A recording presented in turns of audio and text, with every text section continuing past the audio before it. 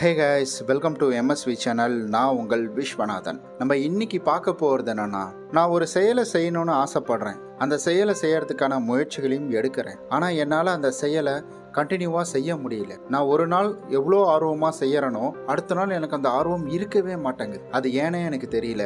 நானும் முயற்சி பண்ணாலும் என்னால் ஒன்றுமே அதில் பண்ண முடியல.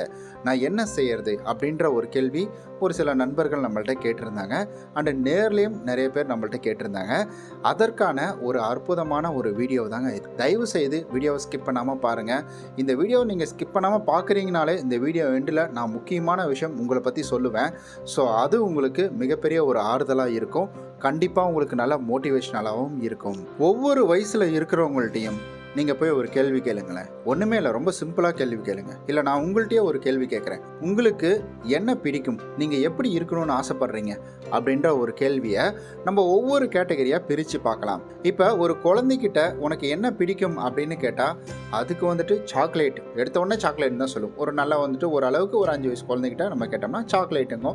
இல்லை, அந்த இடத்துல என்ன விலை மதிப்பு இல்லாமல் இருக்கோ, அதாவது ரொம்ப கம்மியாக இருக்கும், அந்த தான் பிடிச்சிருக்கும் அப்படின்னு சொல்லும். எனக்கு ஒரு வாழைப்பழம் கொடுத்தீங்கன்னா எனக்கு கொஞ்சம் சந்தோஷமாக இருக்கும். இல்லை, எனக்கு ஏதாவது ஃப்ரூட்ஸ் கொடுத்தீங்கன்னா ஹாப்பியாக இருக்கும். இல்லை, சாப்பிட்ற ஐட்டமாக தான் அந்த குழந்தை சொல்லும். அந்த குழந்தை எனக்கு ஒரு கார் கொடுங்க, ஒரு லாரி வாங்கித்தாங்க, ஒரு வீடு கட்டி கொடுங்க அப்படின்னு கேட்குமா? கேட்காது. அதுவே அந்த குழந்தை வளர்ந்து ஒரு 10வது படிக்க போகுது அப்படின்ற பட்சத்தில் உனக்கு என்ன வேணும் அப்படின்னு கேட்டோம்னா, எனக்கு சைக்கிள் வேணும், இல்லை எனக்கு பைக் வேணும் அப்படின்ற மாதிரி கேட்கும். அதே குழந்தை இன்னும் கொஞ்சம் காலேஜ் போனதுக்கப்புறம் நம்ம கேட்டோம் அப்படின்னா, ஸோ வாழ்க்கையோடைய ஒரு சில புரிதல்கள் அப்படின்றது அந்த இடத்துல கிடைச்சிரும்.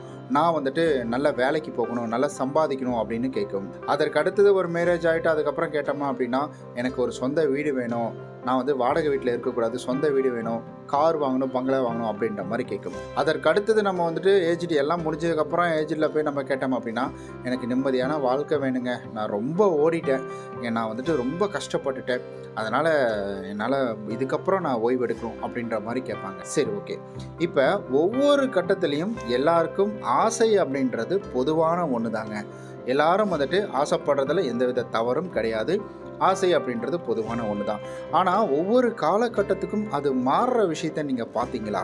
அது எந்த அளவுக்கு மாறுது பாருங்களேன். ஒரு சாக்லேட் வாங்கிறது அப்படின்றது ஒரு வேலைக்கு போகிற பையனால் முடியாத விஷயம் அப்படின்றது கிடையாது. ஸோ ஒரு வேலைக்கு போகிற பையன் ஒரு கார் வாங்கிறது அப்படின்றது முடியாத விஷயம் கிடையாது.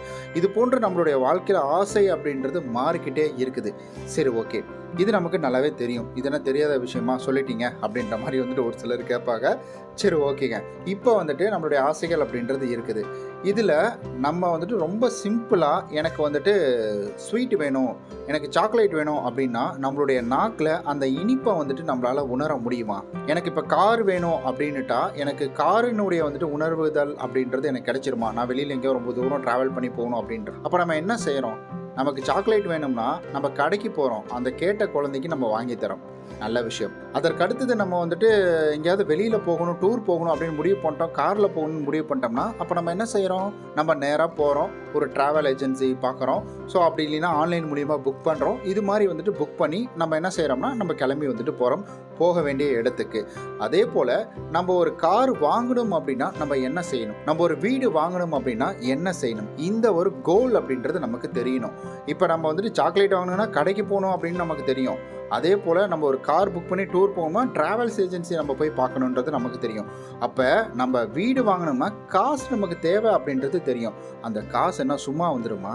அந்த காசு எங்கேருந்து வரும்? நம்ம சம்பாதிக்கணும். அப்போ நம்ம சம்பாதிக்கிறதுக்கு என்ன செய்யணும்? நம்ம மாதம் ஒரு 15,000 சம்பளத்துக்கு வேலைக்கு போயிட்டு இருந்தால் போதுமா? அது அந்த சம்பளத்தை வச்சு நம்மளால் வாழ்க்கையில் முன்னேற முடிஞ்சிருமா? சத்தியமாக முடியாது. நீங்கள் கடைசி வரைக்கும் நீங்கள் தலைகீழ நின்று உழைத்தாலும் மாத சம்பளத்தில் வேலை செய்தால் உங்களால் காரு, பங்களா எல்லாம் வாங்கலாம், கடனில் வாங்கலாம். உங்களால் சொந்தமாக நீங்கள் உங்களுடைய கை காசை போட்டு உங்களால் வாங்க முடியாது. ஆனால் நல்லா யோசிச்சு பாருங்களேன், உங்களுடைய ஓனர் அந்த வேலைகளை செய்வார். அப்போ உங்கள் ஓனருக்கும் உங்களுக்கும் என்ன வித்தியாசம் ஏற்படுது?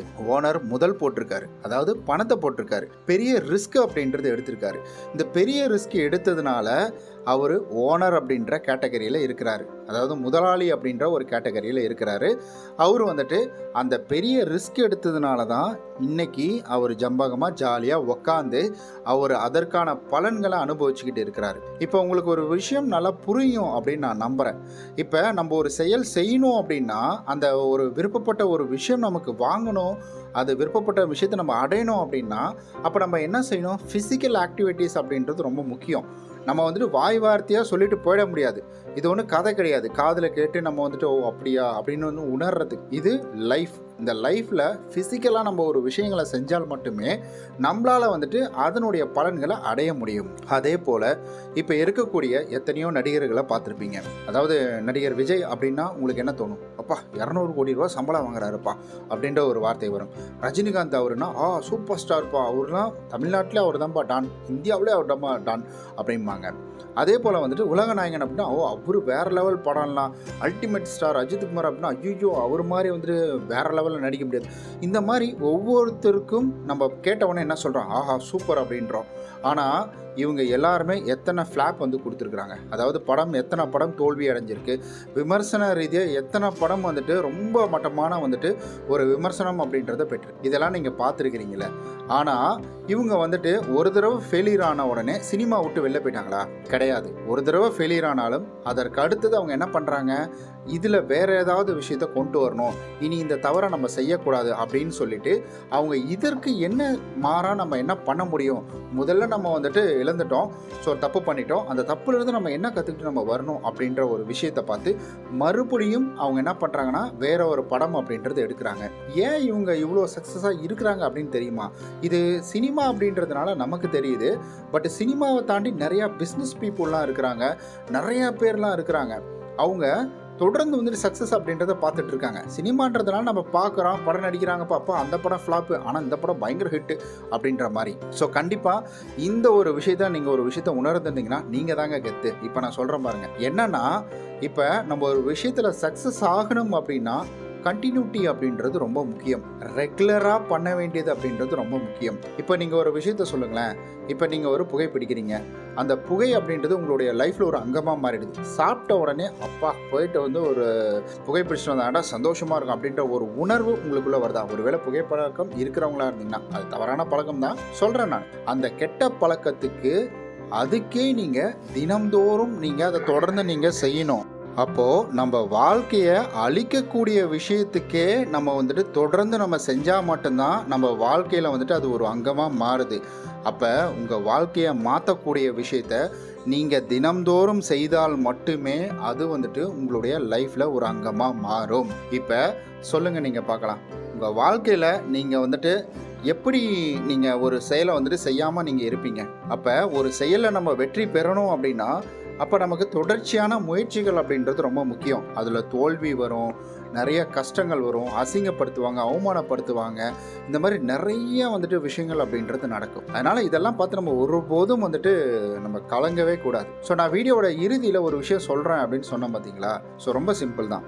வீடியோவோட இறுதியில் நான் என்ன சொல்கிறேன்னா, நீங்கள் இந்த வீடியோவை முழுசும் நீங்கள் ஸ்கிப் பண்ணாமலே பார்த்துருக்கீங்க, இந்த ஆடு முதல் கொண்டு ஸ்கிப் பண்ணாமல் பார்த்துருக்கீங்க அப்படின்னா அப்போ நிச்சயம் பார்த்தீங்கன்னா உங்களால் லைஃப்பில் முன்னேற முடியும். தயவு செய்து நீங்கள் தவற விட்டுறாதீங்க. ஏன்னா அந்த பொறுமை அப்படின்றது உங்களுக்குள்ளே இருக்குது அப்படின்னா நிச்சயம் உங்களால் வாழ்க்கையில் முன்னேற முடியும். நீங்கள் எந்த ஒரு விஷயத்தில் சாதிக்கணும் அப்படின்னு நினச்சிட்டு இருக்கீங்களோ அதை அடித்து சொல்கிறேன், 100க்கு 100% அப்படியே நடக்குங்க. நிச்சயம். இந்த வீடியோவை நீங்கள் இவ்வளோ தூரம் பொறுமையாக பார்த்ததுக்கே உங்களுக்கு அந்த பொறுமை அப்படின்றது உங்களுக்குள்ளே வந்துருச்சு. அப்போ நீங்கள் முயற்சிகள் மட்டும் பண்ணுங்கள், நீங்களும் வாழ்க்கையில் சாதித்து முன்னேற முடியும். ஓகே நண்பர்களே, நம்ம நாளைக்கு இது போன்ற அற்புதமான ஒரு வீடியோவில்